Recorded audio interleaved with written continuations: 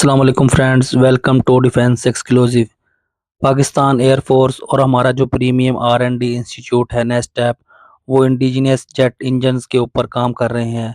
तो आज इस वीडियो पे हम बात करेंगे और साथ ही साथ इस पॉइंट को भी समझने की कोशिश करेंगे कि जिस टेक्नोलॉजी को मास्टर करने में दुनिया की बड़ी से बड़ी कंट्रीज़ को काफ़ी मुश्किलात का सामना करना पड़ता है, इस टेक्नोलॉजी को पाकिस्तान इंडिजिनियसली किस तरह से मैन्युफैक्चर कर पाएगा और फिर किस तरह से यही इंडिजिनस जेट इंजन जो है वो हमारे इंडिजिनस पीएफएक्स प्रोजेक्ट के लिए कितना ज़्यादा इम्पोर्टेंट है।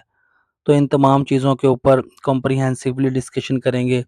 वीडियो काफ़ी ज़्यादा इम्पोर्टेंट होने वाली है, लेकिन इससे पहले अगर चैनल को सब्सक्राइब नहीं किया हुआ तो चैनल को सब्सक्राइब कर लें। जीपीआर पाकिस्तान ने एक प्रेस रिलीज जारी की और इस इमेज को आप इस टाइम के ऊपर अपनी स्क्रीन के ऊपर भी देखें। ये नेस्टैप की एग्जीबिशन फैसिलिटी की है, जहाँ पर जितने भी प्रोजेक्ट के ऊपर इस टाइम के ऊपर पाकिस्तान एयरफोर्स, नेस्टैप और हमारे जो इंटरनेशनल पार्टनर्स हैं वो काम कर रहे हैं।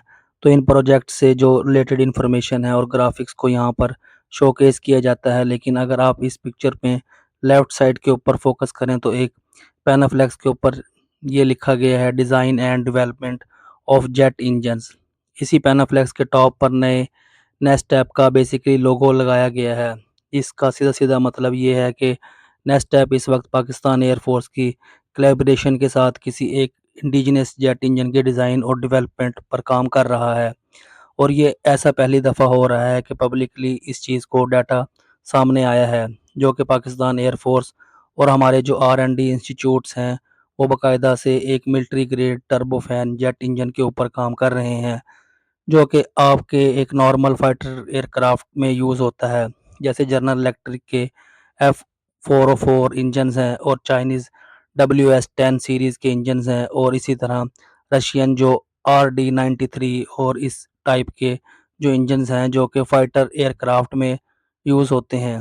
तो पहली दफ़ा ये फैक्ट सामने आया है कि पाकिस्तान भी इसी कैटेगरी के इंजन्स के ऊपर इंडिजिनसली काम कर रहा है।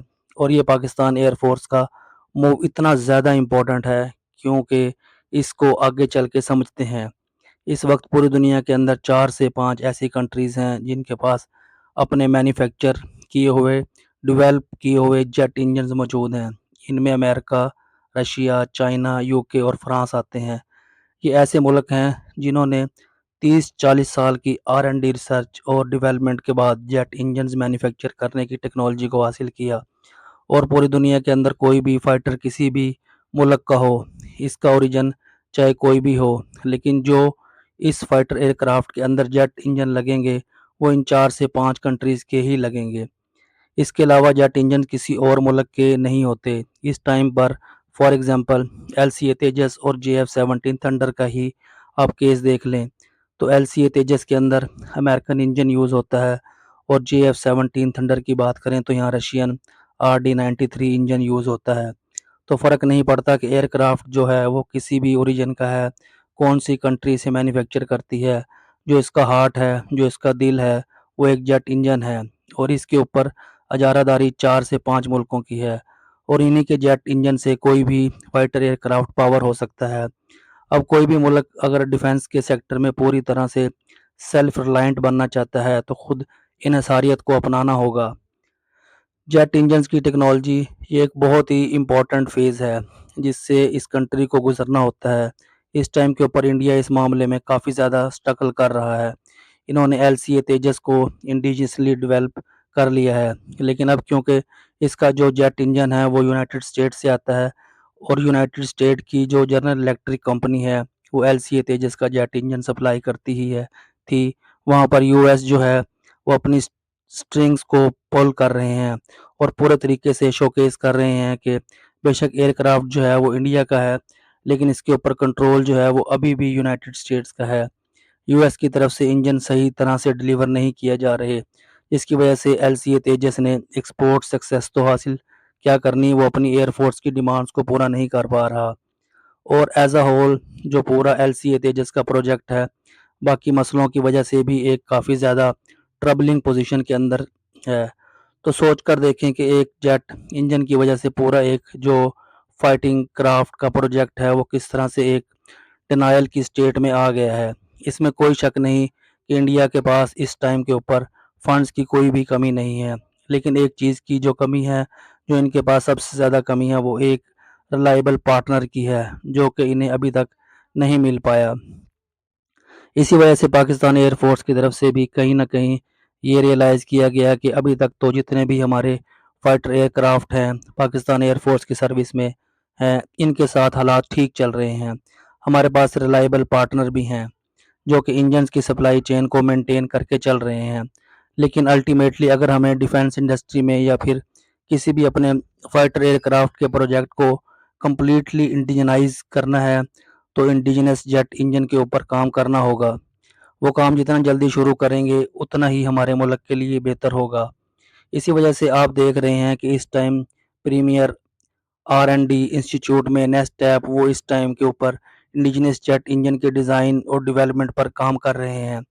और इसमें कोई शक नहीं कि जेट इंजन का प्रोजेक्ट इतना बड़ा है कि कोई एक मुल्क इसको फुली टेक ऑन नहीं कर सकता। तो ऑब्वियसली बात है, यहाँ पर कोई दूसरा कंट्री पाकिस्तान के साथ पार्टनरशिप कर रहा है, और ये एक किस्म की जॉइंट कोलैबोरेशन है, जिसके तहत पाकिस्तान को एक फ्रेंडली कंट्री की तरफ से जेट इंजन की टेक्नोलॉजी को प्रोवाइड किया जाएगा, ताकि हम इस फील्ड में भी इंडिजनाइजेशन को सक्सेस से हासिल कर सकें।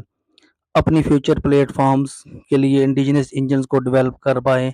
अब वो जो कंट्री हैं, इसमें चाइना भी हो सकता है, रशिया भी हो सकता है और तुर्की भी हो सकता है, जिसके साथ मिलकर हम इंडिजिनस जेट इंजन पर काम कर रहे हैं। लेकिन जो सबसे ज़्यादा एक्यूरेट चांस है, वो चाइना है। अगर चाइना की जेट इंजन की टेक्नोलॉजी है, वो इस टाइम पर काफ़ी ज़्यादा मैच्योर हो गई है।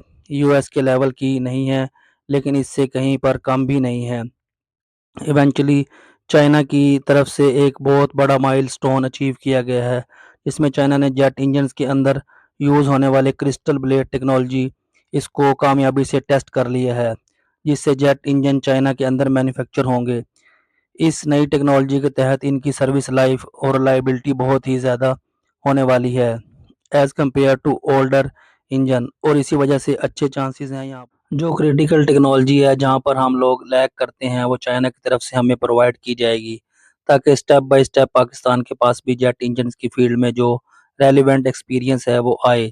बाकी पीएफएक्स प्रोजेक्ट के कॉन्टेक्स्ट में अगर इस चीज़ को हम देखें, तो डेफिनेटली पाकिस्तान एयरफोर्स की तरफ से इस चीज़ की कमिटमेंट की गई थी कि पीएफएक्स प्रोजेक्ट के अंदर 70 टू 80% जो टेक्नोलॉजीज़ होंगी, वो पाकिस्तान की इंडिजिनस होंगी, और इनके ऊपर बाकायदा से हमारा एक कंट्रोल होगा, जिसके तहत इसकी जो टेक्नोलॉजीज़ हैं, इसको हम अपने हिसाब से कॉन्फ़िगर कर पाएँगे। इसके ऊपर एक प्रॉपर कंट्रोल मेंटेन कर पाएँगे। तो ऑब्वियसली कहीं न कहीं ये जो इंडिजिनस जेट इंजन की डेवलपमेंट और डिज़ाइनिंग है, ये पीएफएक्स प्रोजेक्ट को दिमाग में रखते हुए की जा रही है, और श्योरली फ्यूचर में पीएफएक्स प्रोजेक्ट के तहत जितने भी एयरक्राफ्ट पाकिस्तान एयरफोर्स ने प्लान किए हुए हैं, चाहे वो 1 है या 2, इनमें हमारा इंडिजिनस जेट इंजन आएगा, जिसकी डेवलपमेंट का काम पैरेलल में चल रहा है। और पीएफएक्स प्रोजेक्ट के साथ और होपफुली ये सारी जो डेवलपमेंट्स हैं, वो हमें एक बेटर से बेटर प्रोडक्ट से फिनिश्ड हमारा जो एयरक्राफ्ट है, वो हमें प्रोवाइड करेगी, जो कि लंबे अरसे तक फिर पाकिस्तान एयरफोर्स के अंडर सर्विस को परफॉर्म कर पाएगा। बाकी जैसे ही इससे रिलेटेड हमारे पास कोई अपडेट आती है, तो इसको फिर इसी तरह से आपके साथ शेयर करेंगे। उम्मीद करता हूँ कि आपको मेरी वीडियो पसंद आई होगी। अब तक के लिए इतना ही। अपने होस्ट रॉ फैसल को दीजिए इजाज़त। अल्लाह हाफ़िज़।